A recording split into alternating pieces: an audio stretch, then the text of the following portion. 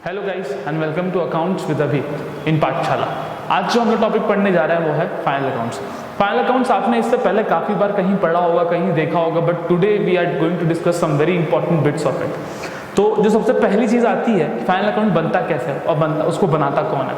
तो final account बनता कैसे है, उसको बनाने के लिए हमें तीन अकाउंट बनाने पड़ते हैं: trading account, profit and loss account and balance sheet. अब उस पर आने से पहले आ जाते हैं कि प्रैक्टिकल वर्ल्ड में एक्चुअली फाइनल अकाउंट होता क्या है। प्रैक्टिकल वर्ल्ड में हम फाइनल अकाउंट को बुलाते हैं फाइनेंशियल स्टेटमेंट। तो ये फाइनेंशियल स्टेटमेंट होता है वो हर एक बिजनेस बनाता है अपने at the end of the year, ताकि वो ये जान सके कि उसको कितना प्रॉफिट हुआ है और कितना लॉस हुआ है। तो अगर आपका किसी ने ये पूछ लिया कि हम लोग फाइनल अकाउंट बनाते क्यों हैं, तो उनको आप हमेशा यही बताइएगा कि आपको जानना है कि आपको प्रॉफिट कितना हुआ है, आपका लॉस क्या हुआ है, आपका पोजीशन कहाँ है आपके एसेट और आपके लायबिलिटी के बीच में। जैसे अगर आपने एक छोटा सा टॉपिक पढ़ा होगा इंसॉल्वेंसी, तो उसका मतलब क्या होता है कि अगर आपकी लायबिलिटी ज़्यादा है और आपके एसेट कम है तो आप क्या हो, आप इंसॉल्वेंट हो। एग्जैक्टली। तो इसी तरीके से हम लोग बनाते हैं फाइनल अकाउंट प्रॉफिट जानने के लिए, और इसको रियल लाइफ में हमेशा चार्टर्ड अकाउंटेंट्स बनाते हैं और उनको बहुत सारी चीज़ों का ज़रूरत पड़ता है। अब हम लोग को बचपन से पता है कि अगर मुझे ये जानना है मैं प्रॉफिट में हूँ या मैं लॉस में हूँ, तो मैं हमेशा क्या करता हूँ, मैं हमेशा अपने इनकम में से अपने एक्सपेंस को माइनस कर देता हूँ। तो मुझे जो भी मिलता है मैं बोलता हूँ कि ये मेरा प्रॉफिट है, जो कि सही है, लेकिन बचपन के लिए ही सही है। अब हम लोग कुछ नया जानते हैं। ओके, तो नया में क्या जानना है, चलो आज मैं आपको बताता हूँ कि जैसे कि मैंने आपको शुरुआत में बताया कि फाइनल अकाउंट बनाने के लिए मुझे चाहिए तीन चीज़ें। वो तीन चीज़ें क्या क्या हैं? पहली चीज़ है ट्रेडिंग अकाउंट, दूसरी चीज़ है प्रॉफिट एंड लॉस अकाउंट, तो तीसरी चीज़ है बैलेंस शीट। तो प्रॉफिट एंड लॉस अकाउंट और ट्रेडिंग अकाउंट ये दोनों हमें क्या बताते हैं? जो हमारा ट्रेडिंग अकाउंट है वो हमको बताता है कि हमारा ग्रॉस प्रॉफिट कितना हुआ है या फिर हमारा ग्रॉस लॉस कितना हुआ है, और हमारा जो प्रॉफिट एंड लॉस अकाउंट है ये बताता है कि हमारा नेट प्रॉफिट कितना हुआ है या फिर हमारा नेट लॉस कितना हुआ है।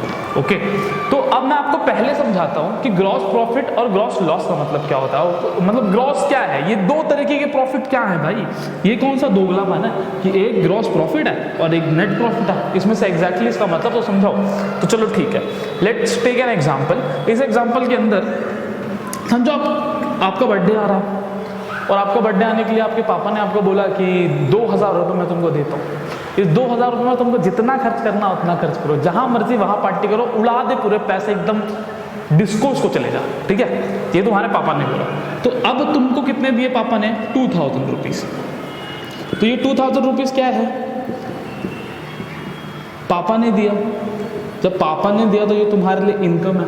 और क्या करने के लिए दिया? तुमको पार्टी करने के लिए दिया। तो जब तुमको पार्टी करने के लिए पापा ने 2,000 रुपये दिए तो तुम पार्टी करने के तुम अपने दोस्तों पे खर्चा किया, जाके उन लोगों को बहुत खिलाया, बहुत पिलाया, और इतना खिलाने पिलाने के बाद में तब तुमने उनको चाइनीज़ भेल की पार्टी दी, तब क्या हुआ? तुम्हारे पूरी कुल मिला के खर्चे हुए 1,000 रुपये। अब मुझे एक बात बताओ, ये जो तुमने दोस्तों पे खर्चा किया है ये तुम्हारा क्या है? एक्सपेंस है। तो इसको तुम एक्सपेंस लिखते हो। तो ये रहा मेरा इनकम और ये रहा मेरा एक्सपेंस। जब इनकम में से एक्सपेंस निकालूंगा तो क्या बच जाएगा? ऑफ कोर्स मेरा प्रॉफिट। क्या बच जाएगा? प्रॉफिट। अब ये जो प्रॉफिट है इसको मैं बोलता हूँ ग्रॉस प्रॉफिट। इसको मैं बोलता हूँ ग्रॉस प्रॉफिट। क्यों ग्रॉस प्रॉफिट? क्योंकि पापा ने पैसे दिए थे किस लिए? पार्टी करने के लिए। तो party was my direct expense कि हाँ यार मुझे पार्टी करनी है, इस वजह से पैसा दिया था पापा ने, तो party is my direct expense. इसी पर्पस के लिए तो पैसे दिए थे, लेकिन इस पर्पस को पूरा करने के लिए तो तुमने यहाँ वहाँ कुछ और खर्चे किए ना। जैसे कि इस पर्पस को पूरा करने के लिए तुमने ट्रैवलिंग एक्सपेंसेस भरा 200 रुपये, ऑटो रिक्शा से गए थे तुम लोग वहाँ तक, फिर तुम लोगों ने वेटर को टिप दी इसी एक्सपेंस को पूरा करने के लिए, राइट, इसी पर्पस को पूरा करने के लिए। तो उसको हम लोग बोलते हैं इनडायरेक्ट एक्सपेंसेस। ना चाहते हुए वो एक्सपेंस जो तुमने कर दिया है उसको हम लोग बोलते हैं इनडायरेक्ट एक्सपेंसेस। तो मैं बोलता हूँ 300 रुपये का तुम्हारा क्या है? Indirect expense. तो ये जब 300 रुपये माइनस करूँगा तो कितना बचेगा? 700 रुपये बचेगा। तो ये है मेरा इनडायरेक्ट एक्सपेंस। और फिर लास्ट में जो मुझे मिलता है इसको मैं बोलता हूँ ये है मेरा नेट प्रॉफिट। यानी कि जब मैं अपने इनकम में से डायरेक्ट एक्सपेंस को माइनस कर देता हूं तो मुझे मिलता है ग्रॉस प्रॉफिट, और जब ग्रॉस प्रॉफिट में से इनडायरेक्ट एक्सपेंसेस को माइनस कर देता हूं मुझे क्या मिलता है, नेट प्रॉफिट मिलता है। ये एक बहुत छोटा सा कॉन्सेप्ट है, लेकिन ये जानना बहुत इंपॉर्टेंट है कि ग्रॉस प्रॉफिट और नेट प्रॉफिट के बीच में एक ही चीज का फर्क है, वो है कि इनडायरेक्ट एक्सपेंसेस का। अक्सर हम इन एक्सपेंसेस को भूल जाते हैं, छोड़ देते हैं और सोचते हैं कि यही हमारा प्रॉफिट है, लेकिन नहीं, ये हमारा ग्रॉस प्रॉफिट है। उसमें से जब हम लोग ये वाले एक्सपेंसेस निकालेंगे इनडायरेक्ट एक्सपेंसेस, तब जाके मुझे क्या मिलेगा, नेट प्रॉफिट मिलेगा। तो इसी तरीके से ट्रेडिंग अकाउंट मुझे देता है ग्रॉस प्रॉफिट, मतलब ट्रेडिंग अकाउंट में मैं क्या करता हूं, यहां तक की चीजें करता हूं, और नेट प्रॉफिट में क्या करता हूं, यहां तक की चीजें करता हूं। तो अभी के लिए तो आप बस ये कॉन्सेप्ट समझिए कि नेट प्रॉफिट और ग्रॉस प्रॉफिट क्या है, उन दोनों के बीच का डिफरेंस क्या है। अब आते हैं अपने नेक्स्ट टॉपिक पे, जो कि हमारा ट्रेडिंग अकाउंट। ट्रेडिंग अकाउंट में जाने से पहले चलिए एक बहुत छोटा सा कॉन्सेप्ट मैं आपको कराना चाहता हूँ। समझिए हम बिजनेस करते हैं, ओके, और मेरी कंपनी है जहाँ पे मैं शर्ट्स बनाता हूँ। तो जब मैं शर्ट्स बना रहा हूँ मेरी कंपनी के अंदर, तो उसको बनाने के लिए मुझे कुछ पैसे लगेंगे। तो समझ लेते हैं कि चलिए मैं शर्ट्स बनाता हूँ और उस शर्ट को बनाने के लिए मुझे ऑलमोस्ट 500-600 रुपए खर्च होते हैं एक शर्ट के पीछे, और उस शर्ट को मैं बाहर बेचता हूँ 800 रुपए में। तो अब समझिए मैं गया शर्ट लेने के लिए, तो मैंने शर्ट का पहले रॉ मटेरियल परचेज करा। तो वो क्या होगा, वो धागा हो गई, सुई हो गया, या फिर उसका क्लॉथ हो गया। ये सब मैं क्यों कर रहा हूँ, मैं शर्ट को बनाने के लिए खर्चा कर रहा हूँ, या मैं शर्ट को अपने तक लेके आने के लिए खर्चा कर रहा हूँ। उसको हम लोग बोलते हैं कॉस्ट। What is cost? समझिए मैं एक शर्ट बनाता हूँ, उसका अगर रॉ मटेरियल लेने जाता हूँ तो मुझे मिलता है 300 रुपये का कपड़ा, एक शर्ट बनाने का कपड़ा 300 रुपये का। फिर मैं एक टेलर से उसको सिलवाता हूँ जो कि 100 रुपीज़। फिर एक बंदा मुझे वहाँ से यहाँ तक ला के देता है, जो उसका कितना लेता है, 50 रुपीज़ लेता है। तो मुझे एक बात बताओ कि मेरे शर्ट बनाने के पीछे खर्चे कितने हुए हैं, 450 रुपीज़। इसके ऊपर मैं क्या ऐड करूँगा, अपना कुछ प्रॉफिट ऐड करूँगा, और वो प्रॉफिट ऐड करने के बाद ना मैं इस शर्ट को मार्केट में 600 रुपये में बेचूंगा। Got it? तो ये जो है ना, इसको बोलते हैं हम कॉस्ट। क्या बोलते हैं? कॉस्ट।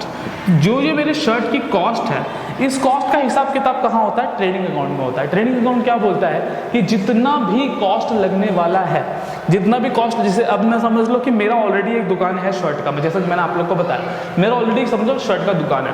तो वहाँ पे जब मैं हमारा फाइनेंशियल ईयर कब स्टार्ट होता है? फ्रॉम 1 अप्रैल 2000 जो भी है, तो मान लेते हैं 1 अप्रैल 2021। खत्म कब होगा? 31 मार्च 2022। तो जब 1 अप्रैल 2021 को क्या होगा, जब मैं अपना दुकान का दरवाजा खोलूंगा तो मुझे कुछ स्टॉक रखा हुआ दिखाई देगा। वो जो स्टॉक मेरा रखा हुआ है ना बेटा, उसको हम लोग बोलते हैं ओपनिंग स्टॉक। कि जिस दिन मैंने दुकान ओपन किया, कब? 1 अप्रैल 2021। जब मैंने दुकान खोली तो मेरे पास एक स्टॉक रखा हुआ था, उस स्टॉक को क्या बोलते हैं? Opening stock. की उस दिन मेरे को स्टॉक मिला। ओके, तो अब मैं बोलता हूँ चलो मेरे पास ओपनिंग स्टॉक आ चुका है। मैंने देखा कि यार वहां पे तो ऑलरेडी 50,000 का गुड्स रखा हुआ है। कितने का? 50,000 का गुड्स ऑलरेडी वहाँ पे रखा हुआ है। 50,000 की शर्ट्स रखी हुई है मेरे पास ऑलरेडी। फिर मैं बोलता हूँ चलो ठीक है यार, अब ओवर द ईयर क्या मैं बहुत सारा परचेस करने वाला हूँ क्या? हाँ यार, मैं बहुत सारा परचेस करूँगा। तो जब मैं परचेस करके और शर्ट्स बना के लेके आके उस स्टॉक में डालूंगा, तो मुझे एक बात बताओ, क्या ओपनिंग स्टॉक में और शर्ट्स ला के डाल रहा हूँ मैं, और शर्ट ला के डाल रहा हूँ? तो यानी कि मैंने जितने परचेस किए, जितने भी मैंने शर्ट्स परचेस किए, वो क्या होंगे? स्टॉक में ऐड हो जाएंगे। तो इसीलिए मैं क्या करूंगा? Add purchases. तो ऐड समझो मैंने पूरे साल में 40,000 की शर्ट्स और परचेस करी, और परचेस किया, और ऐड किया मैंने। अब मुझे एक बात बताओ, कुछ तो डायरेक्ट एक्सपेंसेस भी हुए होंगे ना वो शर्ट को मेरे लाने तक। ये देखो यहाँ पे, ये ट्रैवलिंग का खर्चा लगा था, राइट? इसको मैं क्या बोल सकता हूँ? ट्रैवलिंग नहीं बोलते, इसको बोलते हैं कैरेज, राइट? इसको बोलते हैं carriage inward. What do mean by carriage inward? कि जब मैंने उसको बोला ना दुकान वाले को, हेलो सुन ना, मेरे को ना फटाफट शर्ट भेज दे, मैंने जितना भी तेरे को ऑर्डर दिया था। तो उसने जब मुझे शर्ट भेजा तो क्या किया? कैरेज लगाया ना उसने, गाड़ी भाड़ा लगाया। तो वो गाड़ी भाड़ा को हम लोग बोलते हैं ये तो डायरेक्ट एक्सपेंस है मेरे शर्ट के पीछे, तो मैं इसको भी क्या करूँगा? एज अ कॉस्ट समझ के उसके अंदर ऐड कर दूंगा। तो मैंने ये भी ऐड कर दिया, तो क्या हो गया? इसको बोलते हैं डायरेक्ट एक्सपेंसेस। तो जो गाड़ी भाड़ा वगैरह लगा था, समझो ये 5,000 रुपये लगा था। ओके, तो अब मैं अगर यहाँ पे देखूँ तो ये दोनों को ऐड करके यहाँ कितना मिल जाएगा? 45,000। और इस 45,000 प्लस इसको कर दूंगा तो कितना हो जाएगा? 95,000। ओके, अब इसमें आता है कि मैंने सोल्ड कितना किया है। अब समझो इसमें से, इस 95 में से 80,000 की शर्ट्स मैंने सोल्ड कर दी। ऑफ कोर्स हाँ, सेल कर दिया, मेरे पास ग्राहक है, मैंने उनको बेच दिया, तो जो बेचूंगा उसको क्या करूँगा, लेस करूँगा। तो कॉस्ट ऑफ गुड्स सोल्ड यानी कि मैंने बेच दिया, तो कितना बचेगा 15,000।